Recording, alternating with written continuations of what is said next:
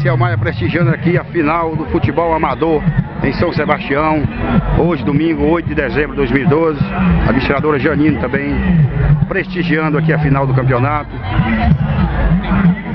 O deputado Garcia Maia é um grande incentivador do futebol amador no Distrito Federal.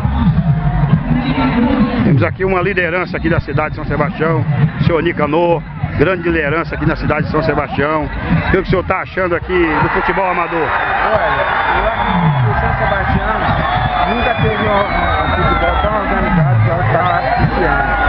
Então o pessoal que está organizado, o pessoal, o deputado que está patrocinando, está de parabéns. O povo da cidade está agradece. Parabéns, senhor Nicanor. Grande liderança aqui em São Sebastião.